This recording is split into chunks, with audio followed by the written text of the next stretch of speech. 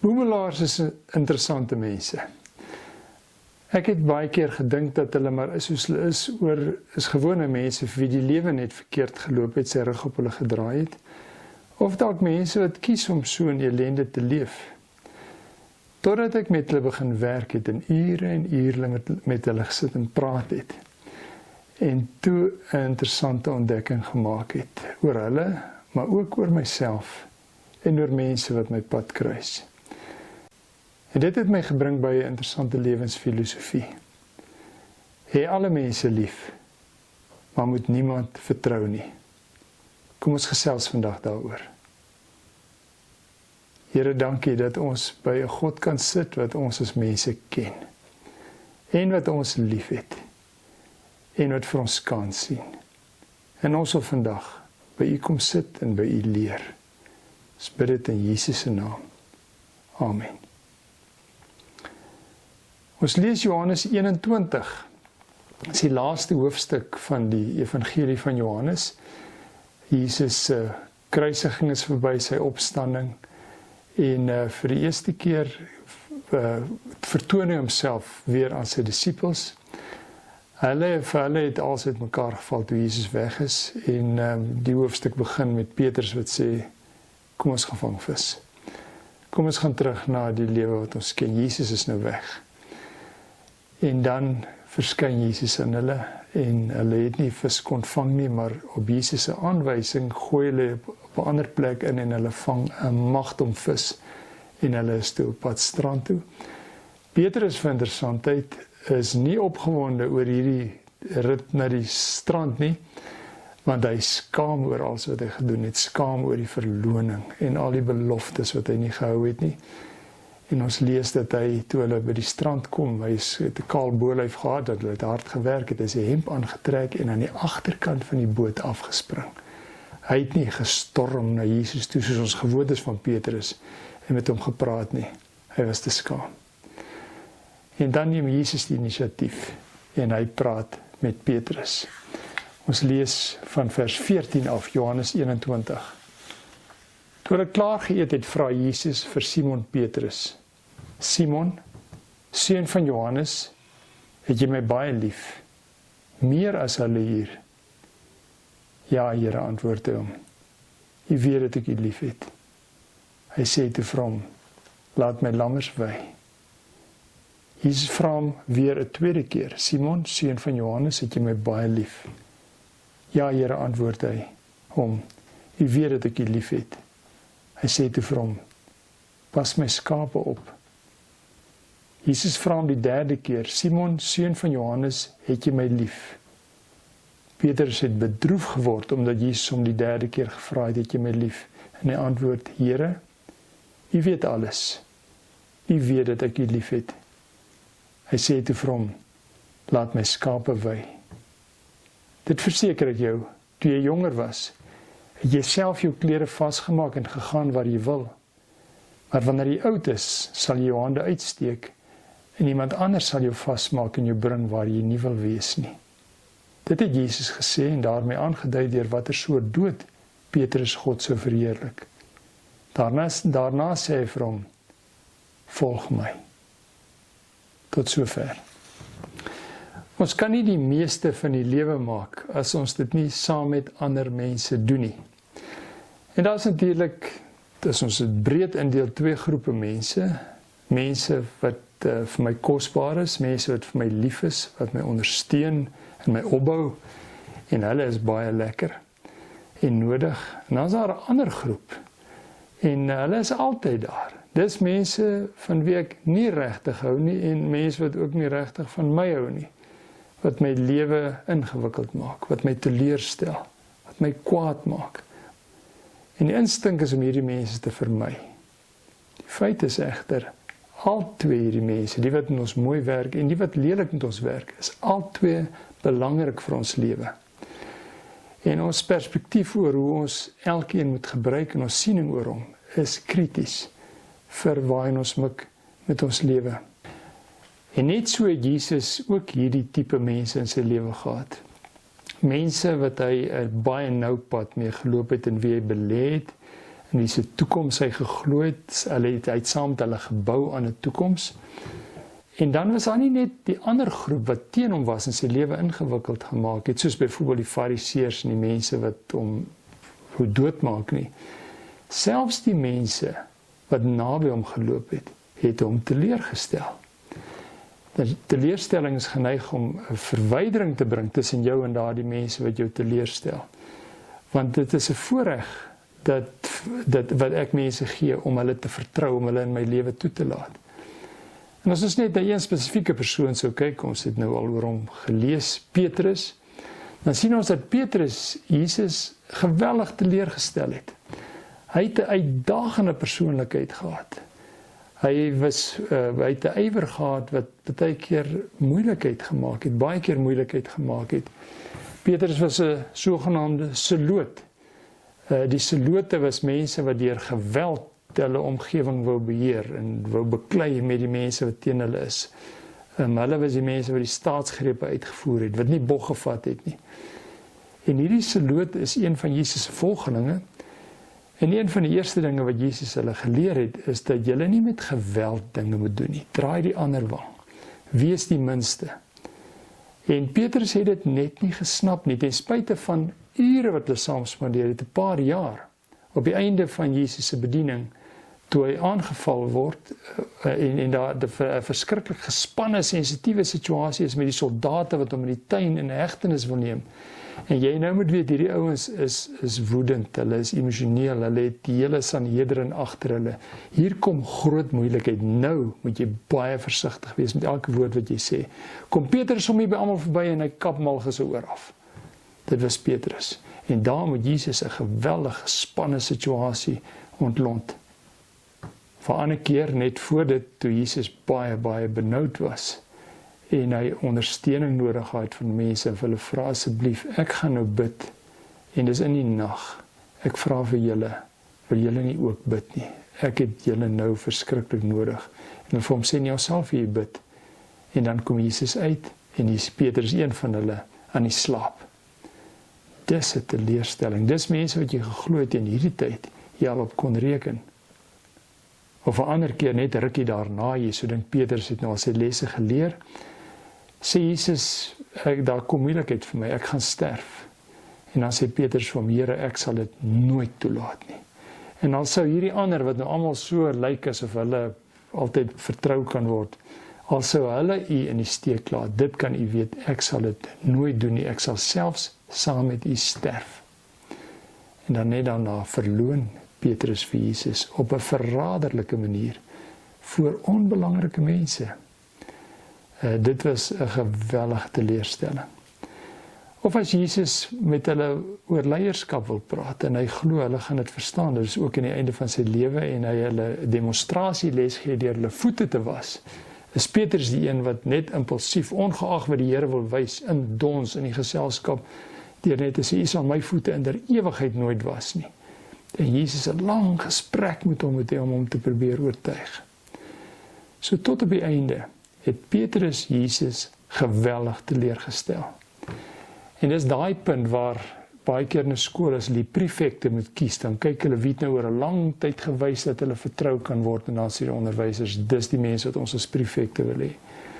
Dis die punt waar Jesus moet sê, ek het hoop gehad vir Petrus, ek het gehoop ek kan sy ywer kanaliseer na iets positiefs toe, maar jy kan met hierdie ou niks uitrig nie, ek is bevrees, hy kan nie deel van die prefekte wees nie.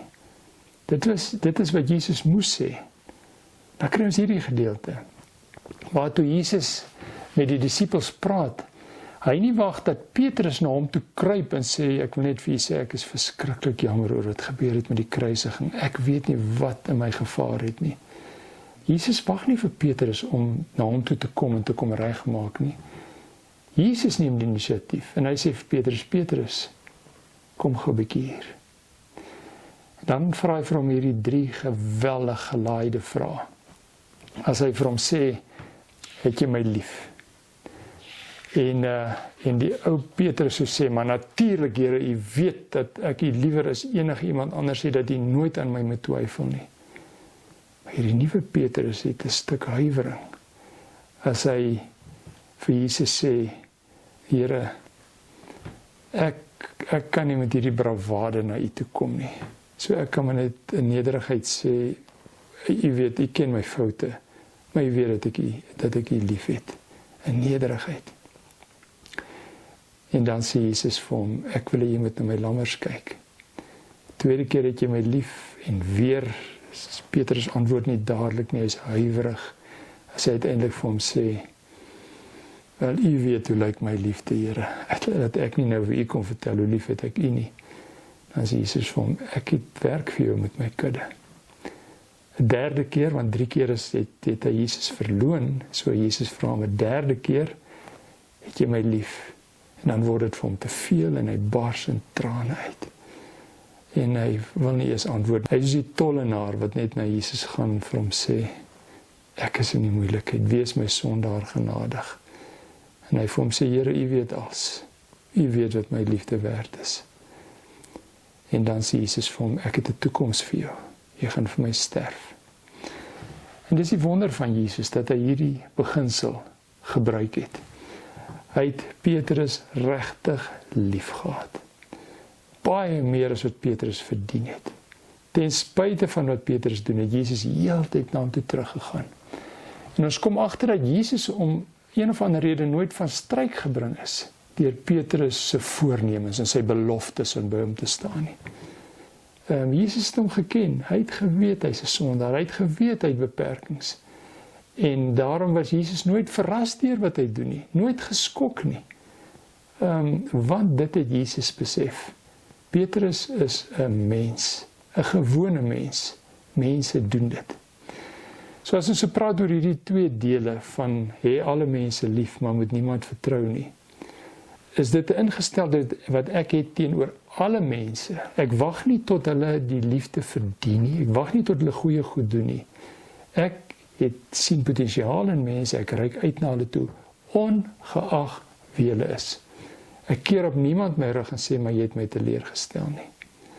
Maar die tweede deel daarvan, moet niemand vertrou nie.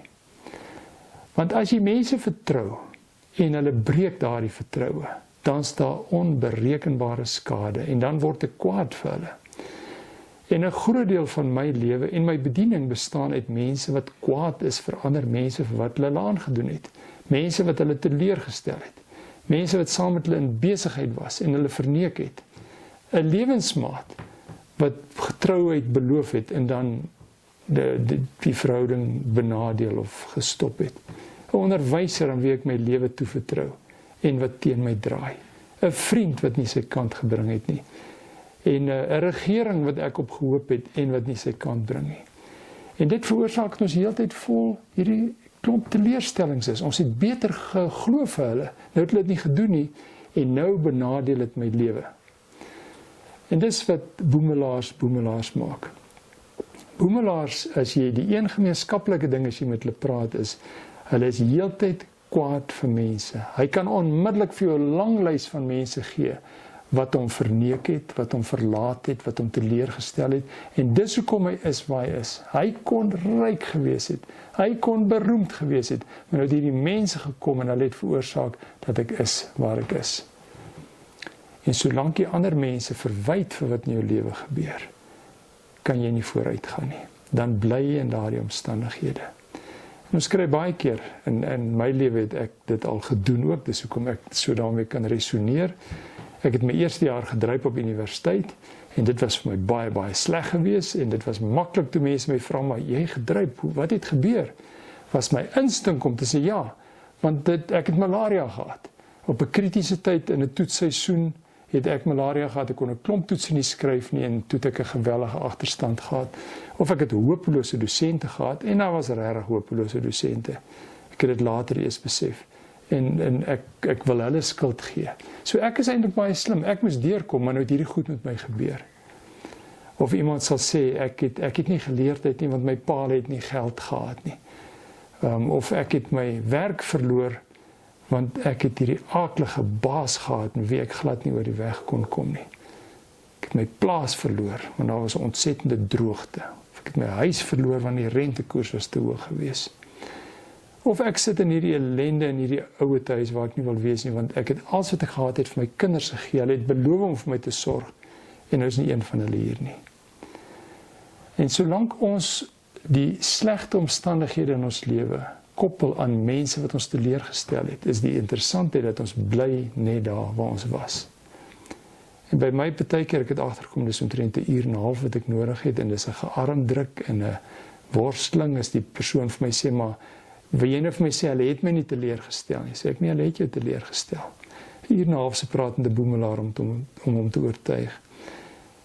As jy verantwoordelikheid vat vir jou lewe, nie ander mense en hulle foute gebruik om jou foute te verskoon nie, maar as jy sê, dit was ek wat nie geleer het nie, ongeag wat die verder gebeur, ek het nie geleer nie, dis hoekom ek hier deurgekom het nie, wat 'n rede ook al was, of ek het nie geleerdheid nie, en dis dit, ek het toe 'n ander rigting gegaan, ek het my werk verloor, en dit was sleg geweest, ja, en ek moet nuwe planne maak. Die feit dat ek die aaklige baas gehad het, wat van hom? Het was my keuse geweest om daar te werk. Niemand het my geslaan en gedwing nie.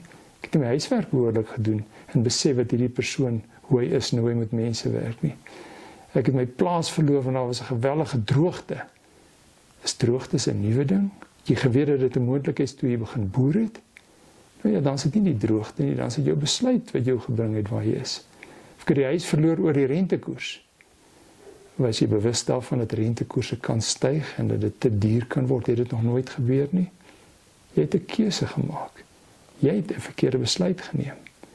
Of my kinders het my teleurgestel en dis hoekom ek sit waar ek sit. Nee, jy was naïef geweest. Hoe kan jy geld gee vir 'n kind wat nie op sy eie kan regkom nie?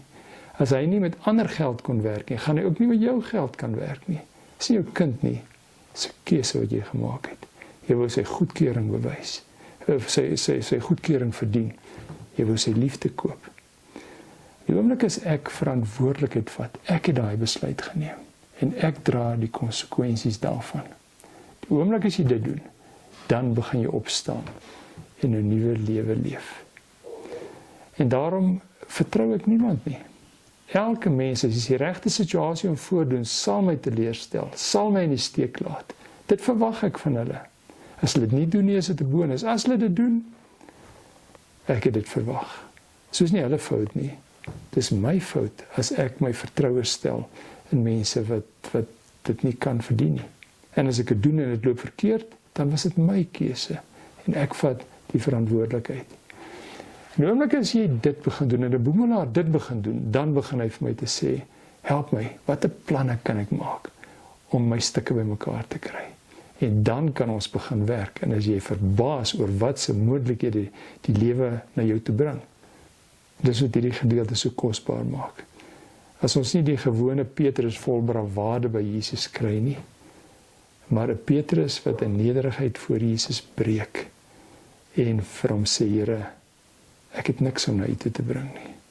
Ek het al my bravade, al my eienskappe wat ek gehad het, het ek een kant toe geskuif.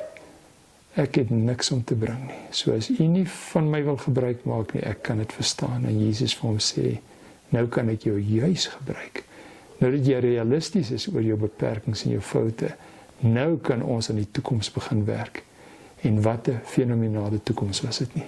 Dit wat Petrus en Jesus van daar af saam gedoen het. Die Petrus in die Nuwe Testament rondom die uitstorting van die Gees, sy vrymoedigheid, sy kreatiwiteit, sy sensitiwiteit. Dis iets wat mens aangryp as jy Handelinge lees. Toe kon Jesus met hom begin werk. En kom ons neem verantwoordelikheid vir ons lewens. Ons gebruik nie ander mense om ons foute te verskoon nie. Dit was my foute. En ek gaan dit regmaak. En ek het 'n klomp mense en 'n wonderlike Here om die pad saam met my te stap. Mag die Here ons seën. Dankie Here dat U ons baie, baie liefhet. Dat U bereid is om die grootste prys vir ons te betaal. En dankie dat U ook weet wie ons is, dat U ons nie kan vertrou nie. Ons is sondaars. Ons sal onder watter omstandighede U maklik in die steek laat, maklik U naam uitelik gebruik, U beginsels op die agtergrond skuif. Dankie dat U ten spyte daarvan heeltyd na ons toe terugkom en sê, kom sit by my, kom ons gesels. U is wonderlik, Here. Ons wil U gelukkig maak en ons wil U verheerlik. Help ons. In Jesus se naam. Amen.